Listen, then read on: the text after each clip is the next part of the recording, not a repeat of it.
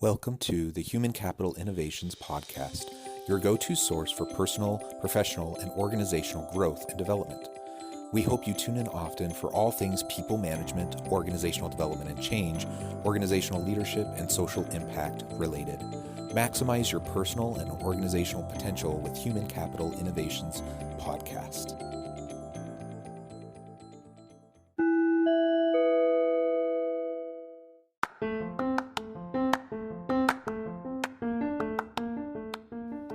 Welcome to the Human Capital Innovations Podcast.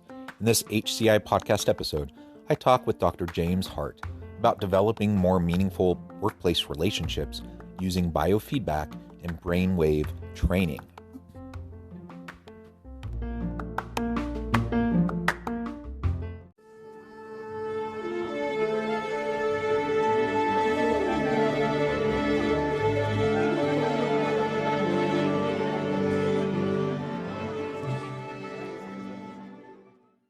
Dr. James Hart, welcome to the Human Capital Innovations Podcast.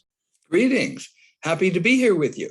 Yeah, it's great to be with you today. You're joining us from Arizona. I'm here south of Salt Lake City in Utah. And today we're going to be focusing on developing more meaningful workplace relationships. And we're going to be doing it from a biofeedback and brainwave kind of framework and perspective, which is the expertise that Dr. Hart brings to the table today. As we get started, I wanted to share Dr. Hart's bio with everybody.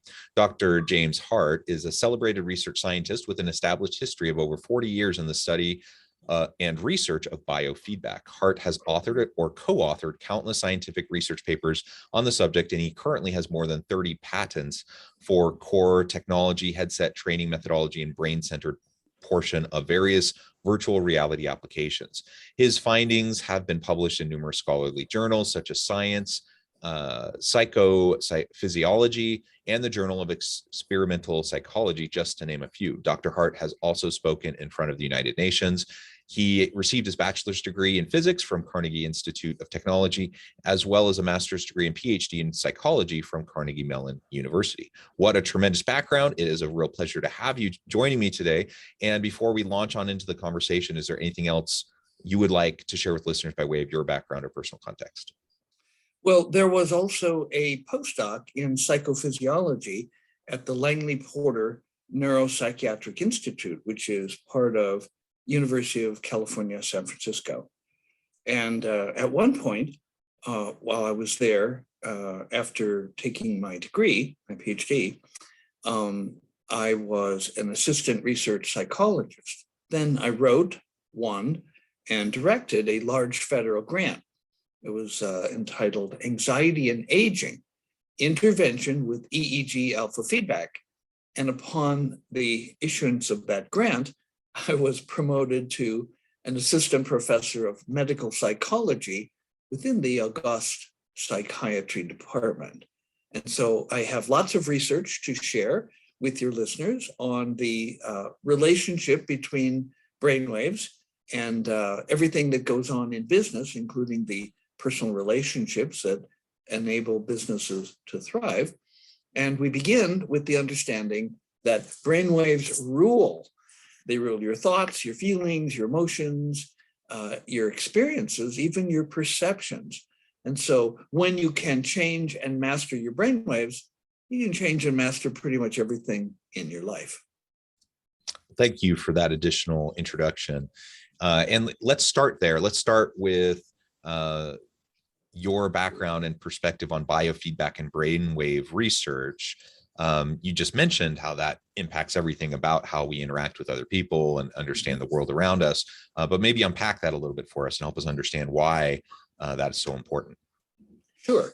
Well, when you change, I learned in my research, because I was giving personality tests before and after the 1-week brainwave training programs that I was running, I learned that when the brainwaves change, personality, your identity changes in profound ways. So somebody comes in an anxiety neurotic with anxiety pretty much off the charts, 98th, 99th percentile on the Minnesota Multiphasic Personality Inventory, MMPI for short.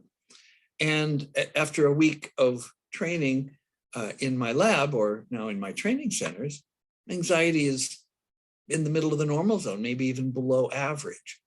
And so Frederick Dodson, in his book, Parallel Universes of Self, teaches that identity and reality are synonymous. So I showed the first published paper in mainstream science was a demonstration that high anxiety people, when increasing their alpha brainwaves with my training methods, became low anxiety. And this was both types of anxiety, state and trait. Now, state anxiety is transient. You step off a curb and almost get hit by a bus and you jump back and your breathing is fast and shallow, your heart's pounding, but that fades. The more enduring type of anxiety is called trait anxiety. That's a characterological personality disposition. And many psychiatrists are under the impression that personality is stable over the adult lifespan.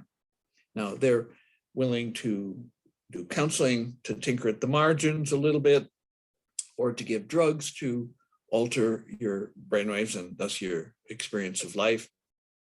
But the idea that you can profoundly and permanently and fundamentally change your personality is, shall we say, novel in much of the field of psychiatry and psychology. However, I demonstrated to the satisfaction of the editors at Science, one of the top 2 general science magazines in the world, that you change your brainwaves, you change your personality. Then Frederick Dodson tells us that identity is synonymous with reality. So this helps to explain why people who do the Biofeedback brainwave training have routinely such amazing, almost miraculous changes in their lives.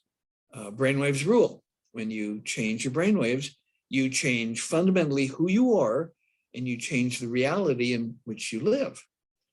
Now, specifically to business leadership, in the Harvard Business Review, Daniel Goleman published an article about emotional intelligence. And he found that what they did was they surveyed business leaders all over the world. And they found there were 6 basic different styles of management. And they ranged all the way from the authoritarian, which is, you will do this because I'm the boss and I say so, or total consensus building and refusal to act until everybody agrees, and everything in between.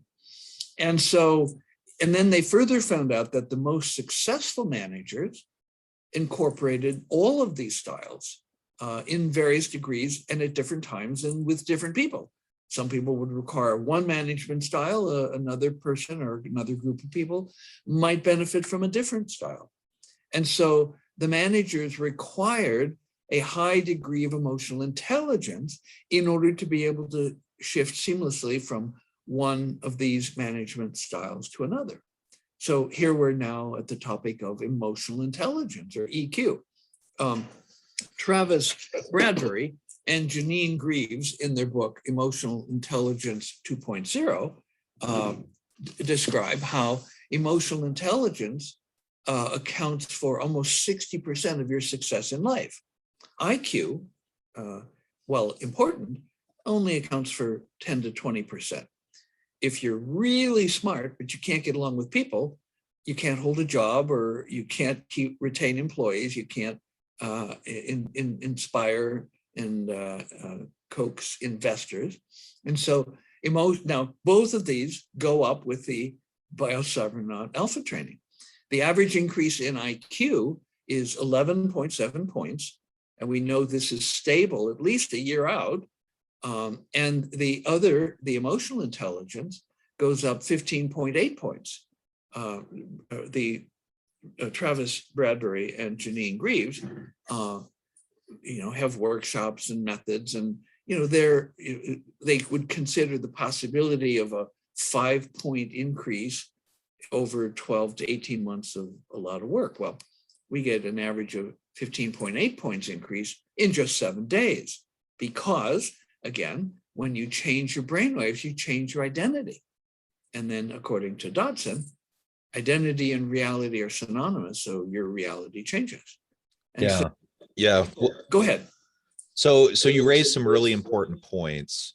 And I like how you've tied in the emotional intelligence and the EQ piece into what you're discussing. And you've brought up, for example, anxiety.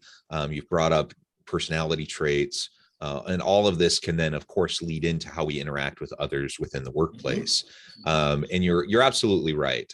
So some of the quote unquote smartest people I know, the highest IQ people I know, are also some of the most socially inept people I know, who also, struggle, to be as productive and accomplish as much as probably they're capable of, in terms of raw intelligence, because they don't have that EQ component. Or you map on top of that mental health issues and anxiety and depression, other things like that, and it really can hinder one's ability to work effectively with others on their team, or for me as a leader to be effective with a diverse staff of people who have different needs. And I have to be able to be adaptive and to be able to communicate effectively with people from all different backgrounds, different walks of life, and people, who need leaders to be led in different ways, right? They need feedback, they need coaching and mentoring and performance management in ways that look different from another colleague. And so all of this then goes into, I think, the importance of why the biofeedback and brainwave work can be important within organizations. And for me as a leader, to not only think of my own development, my own success and ability to be an impactful leader, but also for my team as well. So describe a little bit more then about how you start to counteract. If you are in a workplace, I'm a leader and I see not just the one-off conflict that happens, but consistent conflict where you have tension and people rubbing each other the wrong way due to personality differences. You have high levels of anxiety, whatever. How do you then, as an intervention, utilize biofeedback and brainwave work in order to help create an environment where people can have more healthy workplace relationships? Well said, and some very good questions there. So let me begin by mentioning a dear friend, Gunnar Hertig, who has been a CEO of dozens of different companies. Entrepreneur. At one point, he ran 2 $100 million venture capital funds for Weiss, Peck, and Greer. And he's done the Biocybernaut training. And he said that about 70% of his time as CEO was handling staff issues, personality issues, 70% for a high-tech CEO.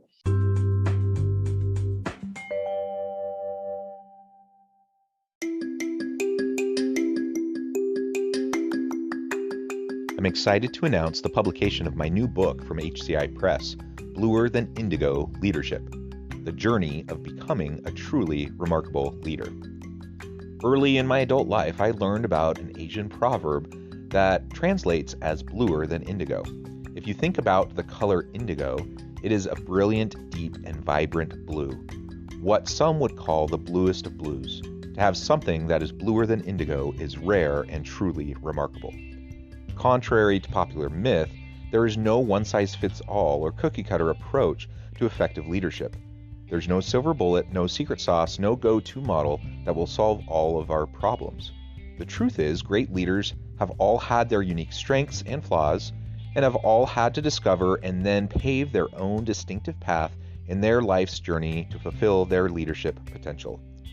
Bluer Than Indigo Leadership will help you discover your own path and explore those ordinary, everyday actions that will help you respond to an uncertain future and produce extraordinary results for individuals, teams, and organizations.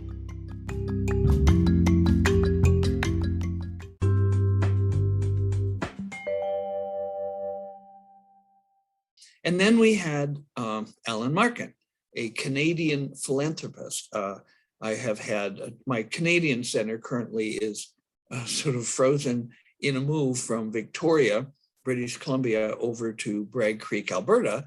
COVID sort of like froze the move in process. But I ran for many years about 10 years in Victoria.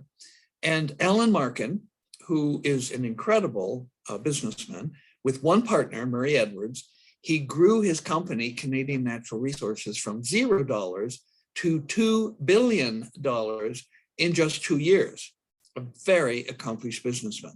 He set aside $6 million in personal funds to send people from his company and over 200 Canadian Aboriginals through the Biosabernot training in Victoria, British Columbia. And he said of his employees who went to the Biosabernot training, the ROI on a Biosabernot training is 100. His own foundation, which distributed nutritionals to the often far-flung, isolated drilling rigs like up in the Canadian North, where access was only by plane, he said their ROI was 7, but the ROI on a Biosabernot training is 100. Now, this is a very accomplished businessman, and so if he paid $20,000 for somebody to come for training, the employee he got back, he felt was worth $2 million more for the company. So that's an interesting data point. Now, in fact, we also surveyed, there's a word I'm going to introduce, it's called protagion or protagious. It's the positive form of contagious or contagion. And it's the spreading of good values from people who have done the training to people around them, family members, friendship networks, and co-workers. And we documented that people who did the Biosabernot training would transmit, they would be protagious with good virtues, good values to family members, friends, and co-workers. And these results were confirmed by psychologists, psychiatrists, anthropologists, ethnologists, ethologists, and economists. And so 2/3 of the, actually over 70% of the people who did the training 6 months later had significantly improved economic circumstances. Bradbury, in his book, Emotional Intelligence 2.0, says that for every 1 point increase in emotional intelligence, using global income numbers, there's a $1,300 annual increase. So if you take the 15.8 point increase in EQ that is produced by the Alpha 1 training on average, this nets a person more than $20,000, and that more than covers the training costs. And then you have the next year and the next year and the next year and so on. And so the economic proposition for changing your brainwaves is very compelling. It's not just that you feel better and are happier, you're also more creative. The increase in creativity is 50% on average. And for many people, that's the bottom line, bread and butter, increases in creativity. And so we demonstrated that with a group of Stanford Research Institute scientists and a group of Silicon Valley engineers who served as a control group, who were in the lab, had measurements of other parameters, but no brainwave training. There was no change. And so we have increases in IQ from the training. We have increases in EQ, emotional intelligence, and we have increases in creativity, massive increases in these extremely valuable traits. And so, plus, which fact, there's decreases of anxiety and depression and things like that. Now, in psychological research, going all the way back to the 1880s, it was shown that anxiety impairs performance, all kinds of performance, physical performance, mental performance, emotional performance. If you're anxious, you simply don't perform well.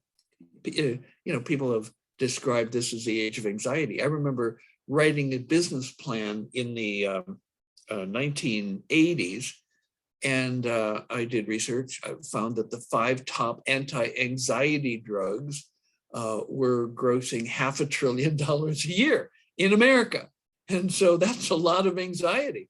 And so we have a non-drug alternative to that, because when alpha goes up, anxiety goes down. And so can you describe, this is all tremendous, great outcomes. Can you describe a little bit about how the brainwave training works?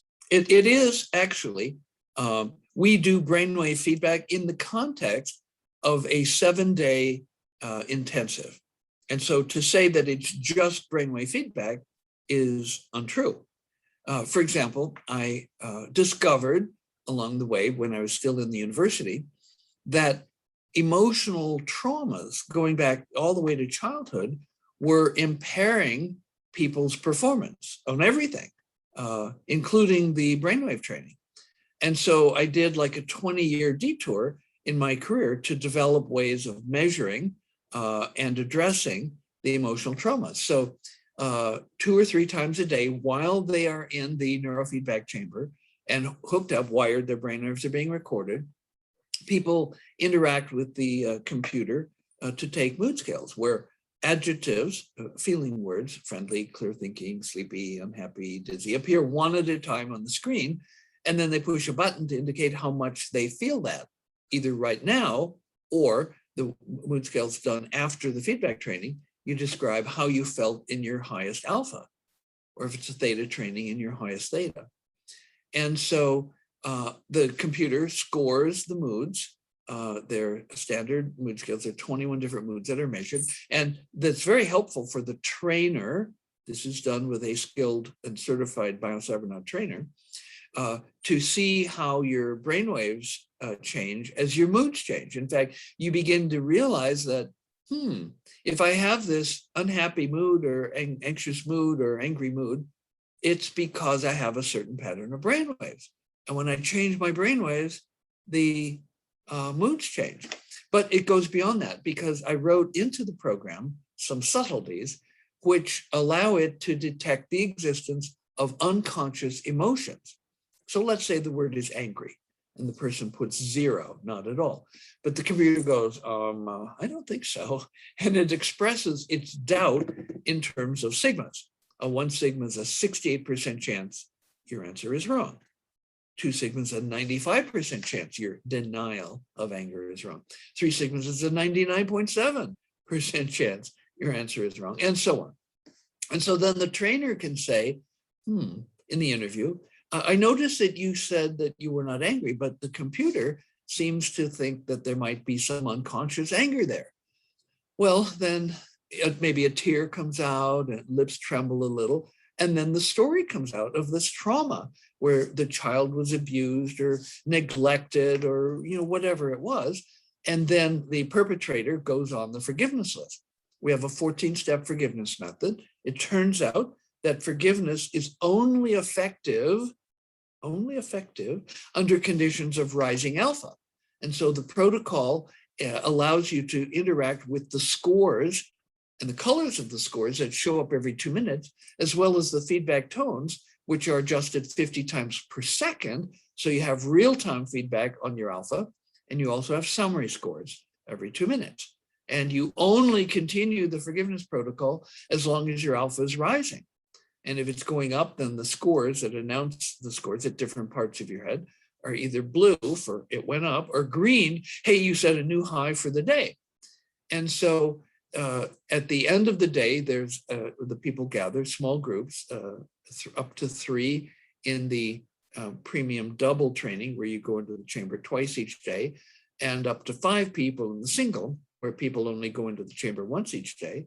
And so then you go to a room where we have canopied beds where you may sit or lie, and people take turns telling the trainer the detailed stories of what they tried and how it worked, and they get coaching. So the day starts, you come into like a conference room and you sit down, you maybe review some of the data from the day before, or on the first day you have orientation. You go visit one of the chambers briefly to see how it works, how the tones work, what the scores are like. And then your electrodes, your head is measured, your gold disc electrodes are put on, and then off to the chamber you go after an energy drink with MCT oil and vegan protein powder, maybe blueberries and bananas. And then you have a series of baselines, eyes open, eyes closed with white noise and counting beeps. Then you practice alpha suppression, and then you have a bathroom break, and then you practice alpha enhancement. Then you do another mood scale to describe how you felt in your highest alpha. when you first went into the chamber in the morning, you did, how do I feel right now? And if it's the premium double training where you're in the chamber twice each day, you have lunch. If not, you go to the canopy room and start your debriefing. And in the double, then you go back in, you have another session of alpha feedback, and then you do a final mood scale. How did you feel in that second session of alpha? And then you go to the conference, to the canopy room for your debriefing. After that, there's dinner. And then we gather back in the conference room to look at the actual raw brainwaves and graphs of your scores. So it's a very thorough and complete journey. And the effectiveness depends on three things. There are three pillars. One is the ergonomic and patented technology that I've designed. Two is the optimized training protocols. For example, you couldn't come one day a month for 7 months, or even one day a week for 7 weeks and get anything like the phenomenal results we get with the massed practice, the intensive 7 days, which can run over 12 hours a day. And so not all that time is in the chamber. Some of it is at your data and being debriefed. And so it's a complete package. The third ingredient then is the transformational perspective of the trainer. Turns out that you need a guide for this work. One time, one of my engineers, who had a complete set of my technology in his lab, because he was writing software, without telling me, gave his business partner 100 sessions with my technology, and pretty much nothing happened because he didn't have the protocols, he didn't have the mood scales, and he did not know anything about the necessity for the debriefing, where you put it all together. If you don't have debriefing, well, when an astronaut comes back from a mission, they don't go have pizza and a movie. Immediately, they're surrounded by experts who ask them questions and extract every detail about everything that happened. That way, it's transferred to working memory. And a biocybernaut is to inner space what an astronaut is to outer space. Yeah, the debriefing component, I think, is going to be really important regardless of the intervention that you use. So in your case, you just described what that looks like with your institute. Lots of different programs have different types of interventions. The debriefing and reflection always is really vital and important component. Right on. Well, James, it has been a real pleasure talking with you, learning more about your work. The time has flown by and we're out of time for today, but I encourage listeners to reach out, to get connected, find out more about your institute, find out more about the work that you can do for them. And I think it's in everyone's best interest to try to figure out how we can have more healthy workplace relationships so that we can be more effective in our leadership roles and help our teams be more effective, more creative, more innovative. Ultimately, I think that's what everyone wants. As always, and I have a gift. I have a free gift go ahead. for all your listeners. My book, The Art of Smart Thinking, is available as a PDF. If you go to the website, www.biocybernaut.com/bonus, and you can download a free copy of The Art of Smart Thinking. It has 9 chapters, and it'll give you some details about how you can do some of this at home. Wonderful. Thank you so much. It's been a pleasure. I encourage listeners to get connected, check out the book. And as always, I hope everyone can stay healthy and safe, that you can find meaning and purpose at work each and every day. And I hope you all have a great week.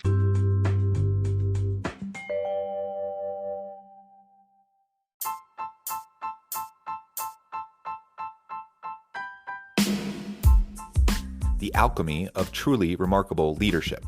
Ordinary, everyday actions that produce extraordinary results. Consider how the nature of work has shifted over the past 50 years. With increased globalization, rapid technological advancement, and the shift in economic composition, the average job of today looks very different than the average job of 50 years ago. What will the jobs and organizations of tomorrow look like? Moreover, what does this all mean for organizational leaders? What are the core competencies and capabilities of organizations and their leadership that are prepared for continued disruption and geopolitical and socioeconomic shifts? Regardless of what the future holds, increasingly, leaders need to be socially minded, data-driven, decisive, champions of talent, and disruptors of the traditional notions of leadership, teams, organizations, and work. The alchemy of truly remarkable leadership will help you to explore your own leadership competencies and capabilities and consider ways to apply and implement them into your workplace and personal life.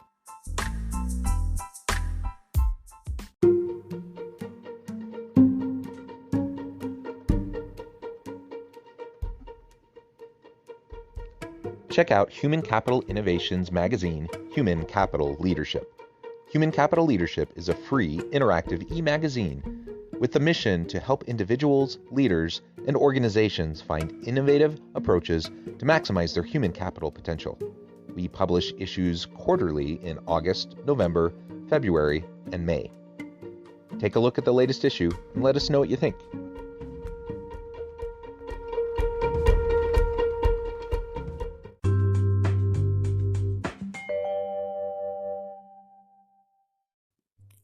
Thanks again for joining us for this episode of the Human Capital Innovations Podcast. I hope you stay healthy and safe and that you have a great week.